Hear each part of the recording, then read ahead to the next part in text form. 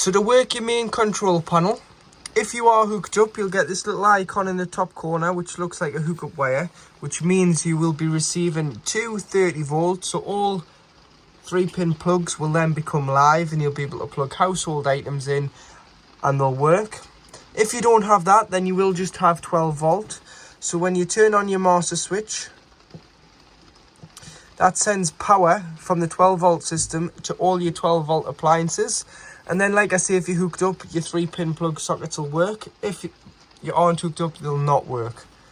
Next, you've got your pump. So you need to turn your pump on should you want to use the taps, toilet and shower. This will pressurize the water and mean the pump will kick in to pressurize the flow of water to the taps, toilet and shower. Otherwise, you'll get whatever's left in the lines and it will fade away. You've got your lights, which is just your master switch for your lights, and then they all are individually switched. And you've got your awning, which is your awning light on the outside of the vehicle. Going left and right, you've got your water level. So this is your fresh water level. You've got 92% of fresh water on board at the moment. 0% waste. Yeah. Your battery select always wants to be the leisure. This is what battery is running the motorhome side of the body. So you always want that to be leisure. If that's in vehicle, you can press enter and change that. But you'd never want it to say vehicle because it would flatten the engine battery. And then the next one, you do have your battery voltage reading of your leisure battery. To operate your Elddis control panel, which operates your heating and hot water system, you'd press this button to start it up.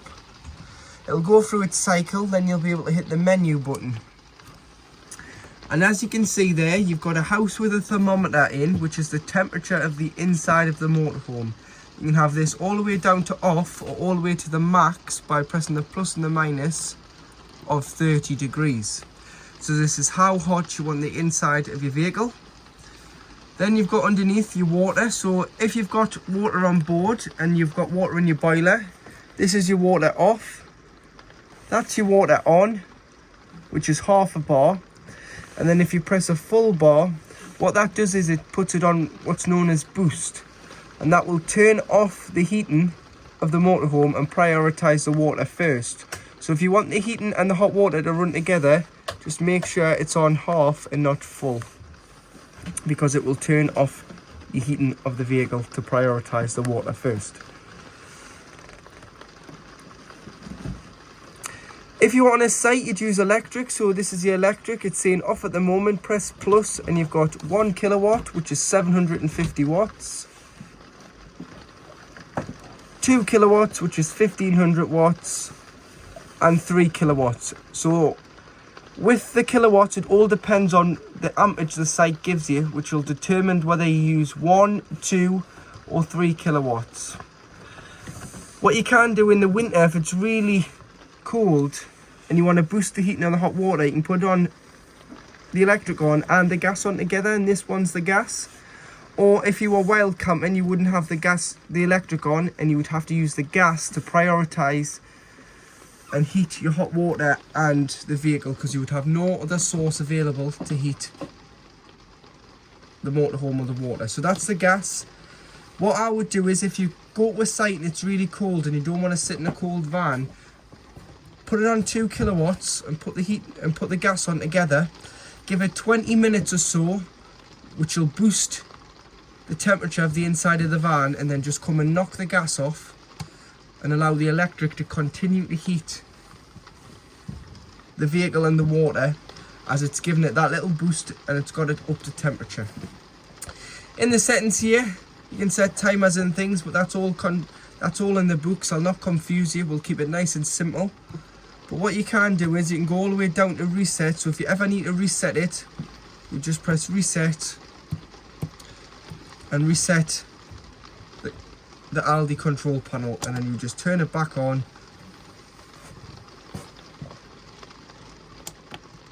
hit menu, and you can adjust your temperature to suit. That's how you'd work your heating and hot water system on the Elddis. But there's loads of individual videos on this as well, so should you get stuck, just type in Elddis heating and hot water control panel into Google or YouTube, and there's loads of these videos to help you out. So now in the kitchen area, you've got 3 gas rings.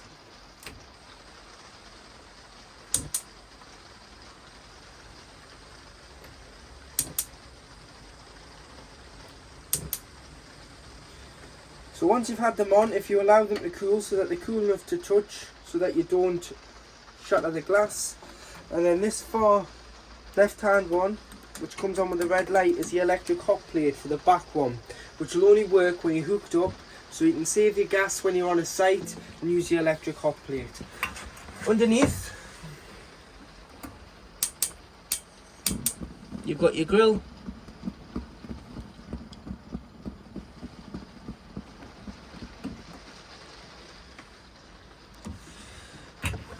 And then underneath,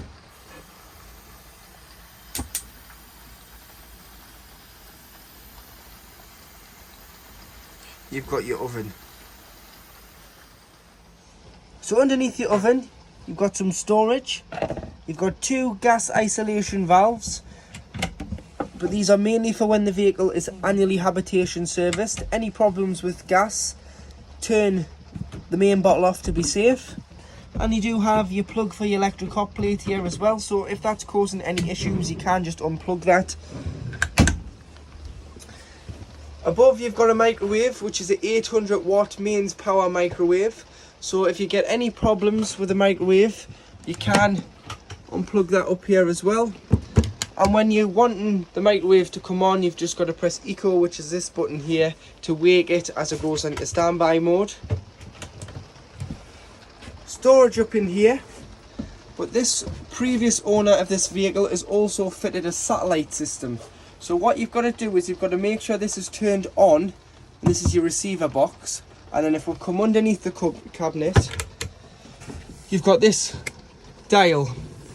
So you press on, you can go up and down your satellites, but you want Astra 2 to 8E. And that will work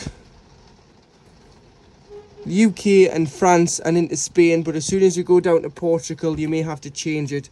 But it's just a case of changing it. You'll hear it buzzing in the background now.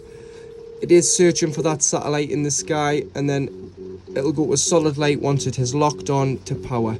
But you've got to turn that box on first before you'll get any power to here to turn on the control panel. So to work your Dometic fridge with freezer compartment, which is just here, it opens like so. You've got your control panel on the inside of the door, so you turn it on and off here by pressing and holding. So that is the fridge completely off. Then you press it and turn it on. You'll notice the A is lit up, and it's got the picture of a plug, which is mains 230 volts. So A stands for automatic energy selection. So the best source available to the motorhome is what the fridge is going to pick. So we've got a gas bottle on, and we're also hooked up.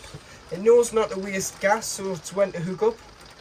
If I was to go outside and unhook the van, it would switch over to gas by itself and self-ignite. Or if I was to start the engine of the vehicle, it would go to the battery. So the battery isn't off your leisure battery, it's off a feed from the engine alternator, which is designed to keep the fridge at a similar temperature it was at before departing. So the idea here is, if you're moving from site to site, you've had it on automatic, it'll automatically find 12 volt off the engine when it's running, and it'll keep your shopper nice and fresh until you arrive back on your site and either hook back up or turn on to gas. Or if you're lucky enough to keep it at home and you're charging the battery a few days before, chill in the fridge as well. Then you put your shopping in the night before, allow that to chill. As soon as you start the engine, it'll swap over to 12 volt and it'll keep it nice and fresh. It'll get no cooler, but it'll get no warmer until you arrive on your site and you either go back onto mains, which will automatically do. Please note that it'll wait 20 minutes before lighting on gas when you turn your engine off. It's a safety feature in case you have left your bottle on. Obviously it's not going to find mains, it's not going to find 12 volts, but it will find gas if you haven't isolated your cylinder. It waits 20 minutes, so what you'll need to do is just manually press gas and it'll self-ignite. Give it 20 minutes and then you can put it back on automatic and it should find gas on the auto setting. Here you have your temperature. So 5 when pre-chilling it with no shopping in. As soon as it's down to temperature, put your shopping in. Have it on 3 or 4 being the max, just to stop your shopping from freezing. And then what you want to do is, when you're not using the fridge, leave the door open. So all you need to do is just shut the door loosely. Don't force the door shut. Just lie the door like so, turn the fridge off, and that'll allow air to circulate in and out the fridge, because it does have a rubber seal on. That's going to trap the air in and cause it to smell and stink, and mold and bacteria to grow. So clean it out, rest the door, and it'll stop mold and bacteria from growing in the fridge when you're not using the motorhome. Directly underneath your fridge is where you'll find your fuse box. So you've got all your trips on mains power here, and your main trip tester, should you ever need to trip the van thinking that you're receiving power or not. If you trip the van and trips, you've got power. If it doesn't trip, then it's not your end, it's the site end. And then you do have your 12 volt fuses here. So what it would be a good idea to do is carry some spare blade fuses. They're all listed what to do. If you do just carry some spares in case one does blow a fuse, you can pull that out as easy as this and pop it back in with a new fuse.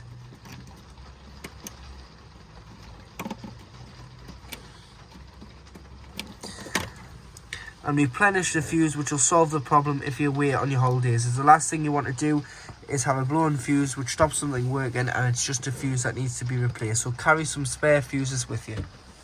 Underneath your island bed in the back of the motorhome, you do have your boiler. So your boiler is an Aldi boiler. It does one or two things. Obviously, it heats the vehicle and it heats the water. So inside here now, it holds 10 litres of water at any one time. When we are experiencing colder temperatures, i.e. the winter, it's very important that you drain it down when you're not using it to stop any damage from happening to your boiler and any pipe work in the vehicle. So you'd start off outside and you'd have drained off the fresh and the waste. Then you would have opened all the taps within the van to stop any air locking from occurring. And you would disconnect your shower head from your hose and lie that down in your shower tray, just to stop any water from sitting in any U-bends of the pipe, and the pipe from bursting and splitting with any water when we do experience a really cold frost. And then what you need to do is you need to come to the boiler. You've got a yellow toggle, which is your drain down valve, and you need to come in with, you can put the lights on but don't turn the pump on, which is here, because this is going to try and force the water back in as you're draining it down. So what you need to do is you just need to lift it up like so, and you'll do it without the pump off. So that's the pump off there now, and that will allow all the water out underneath the van. Leave it in this position when you're not using it, and then when you come to reuse it, you'll just knock it down like so. Shut the fresh and the waste outside, shut all the taps inside the van, assemble your shower head back together, and then go and fill the van up with cold water. So you'd put the pipe in the side of the van, the hose pipe, fill it with water, come in, put the control panel on, put the pump on, go to the cold side of the tap first. You'll get a pressurised flow of cold water straight away. Then go to the hot side and it will cough, splutter, make all sorts of noises until you get a pressurised flow from the hot side on one tap. This is when it's filled the boiler with 10 litres. You can go to the next tap, and once you've done one tap, it should be fairly straightforward for the next tap.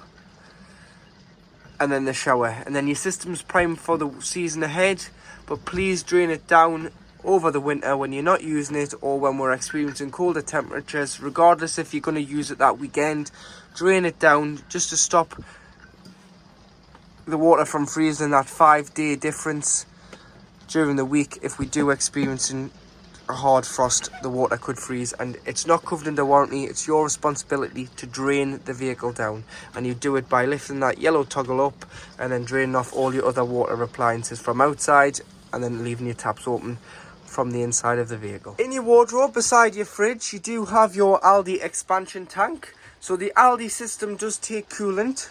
So it recommends 5 different coolants that you can look on the website if you ever need to top it up, or you can just buy the Aldi coolant, which is G12 I think it is, grade of coolant.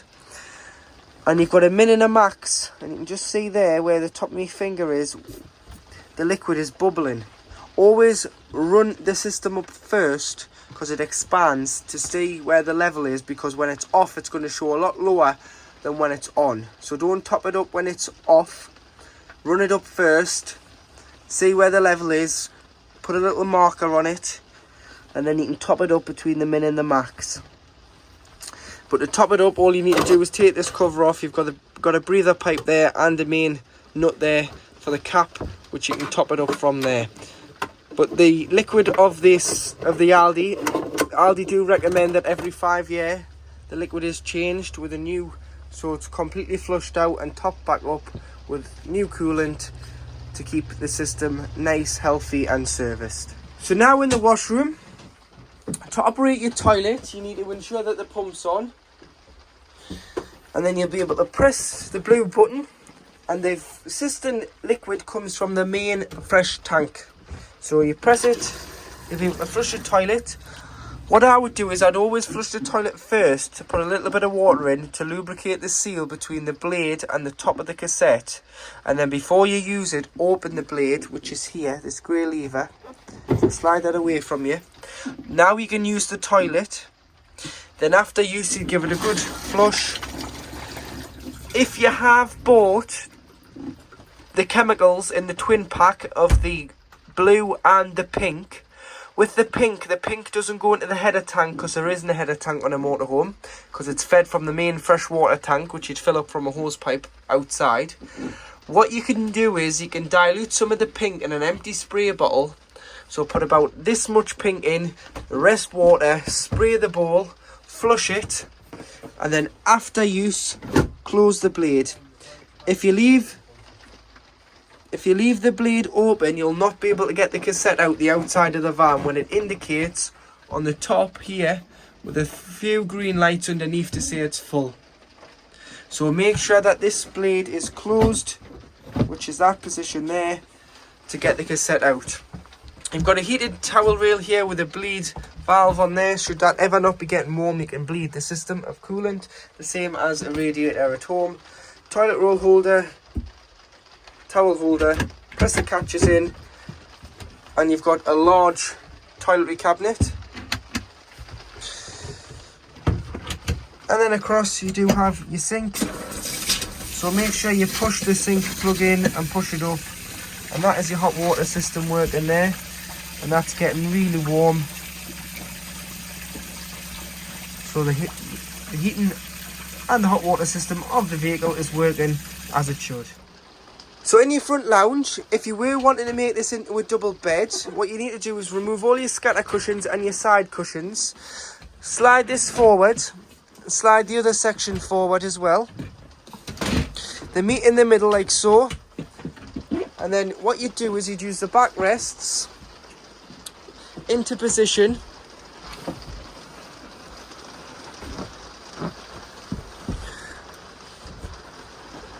And there you do have your large double bed in the front of the van.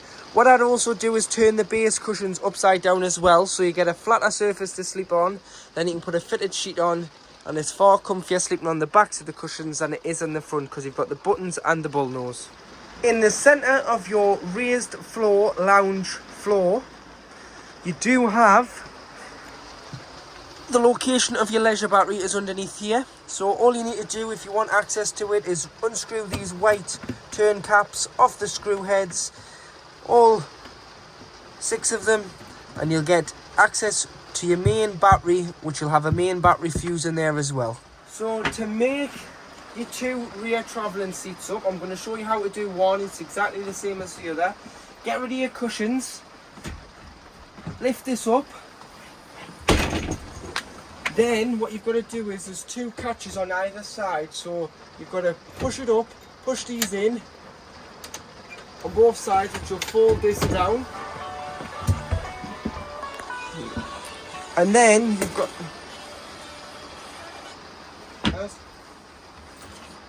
Then you've got 2 levers. So what you need to do with the levers is you need to press this one, which operates the back. Right. And then this one, which brings the seat up. Which I'll show you in a second how it I'll bring you back. I'll bring you back. So I'm just doing a video. how it comes. So now all you do is start this, go steady with the seat belt, because this section you've got to get the seat belt loose because it'll tension.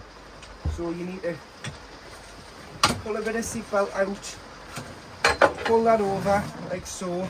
That's the back up, that's the front up, and that goes like that. And there you have made a full travelling seat, and it's exactly the same on the other side.